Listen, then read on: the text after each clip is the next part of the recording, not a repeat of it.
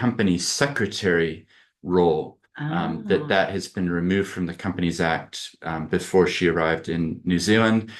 This can affect accountability and governance risks that are not currently monitored by an independent person or a specified person.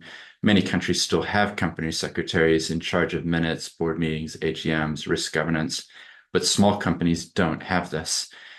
So yeah, that's kind of the theme of the question. What are your thoughts on this? Yeah, so hmm. that's an interesting question. In my experience, when I was working abroad, the jurisdictions where we would have to have company secretaries were actually tended to be um, tax haven jurisdictions. So BVI, Cayman Islands, these types of places.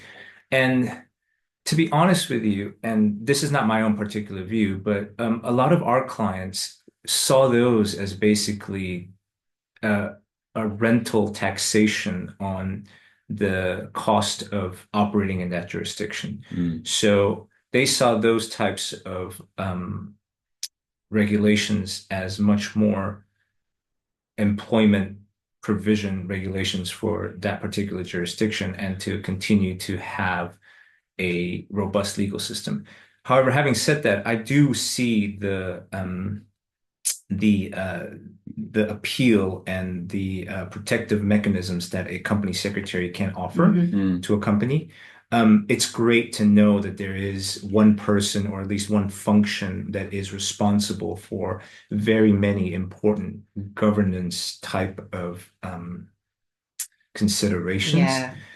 Oftentimes, smaller companies will actually use their accounting and their accountants as a semi company secretary and ask them to basically keep a record of all of the board minutes or actually ask the accountants to draft the board minutes and the resolutions there and mm, to provide a semi check on the activities of the company.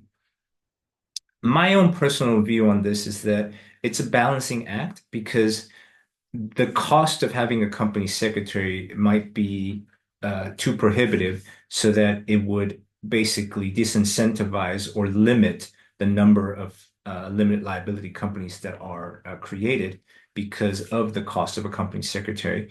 The other thing is, depending on the requirements of a company secretary, Mm. there are certain jurisdictions, I believe, that will allow individuals or employees within the company to act as the company secretary without necessarily having very rigorous checks or qualifications on the necessity for being a company secretary. So in that case, that almost becomes a tick box exercise because then the company secretary may not be properly qualified to be able to fulfill rigorously the role that a company secretary is supposed to be fulfilling within within the mm, statutory framework. Mm. mm, So it's a bit of a balancing exercise for me.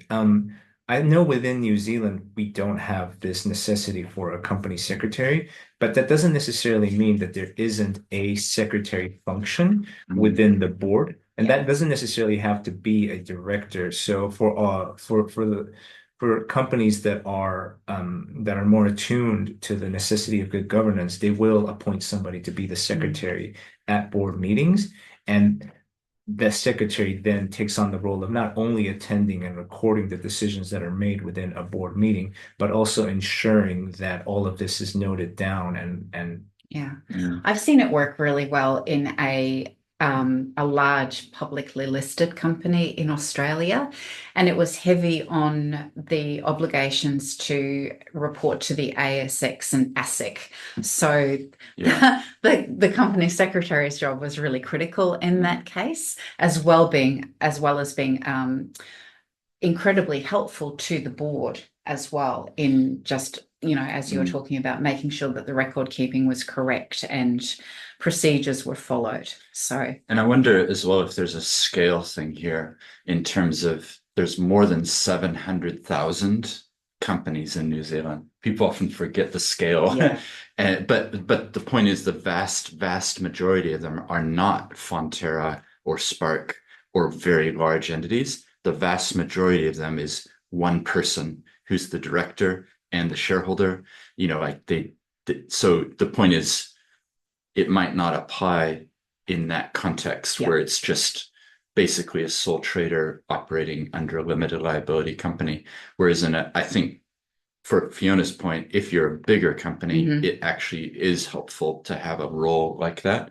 But I met a new person the other day, and they introduced themselves as being the general counsel of the company and company secretary. Right. So they had adopted that terminology, and basically they planned the board meetings and handled the minutes and the resolutions and the votes. So I think that happens sometimes in those larger companies, is that the in-house lawyer ends up performing that sort of a role. So great question. Thank you very much. And we have another question. This is exciting. Okay.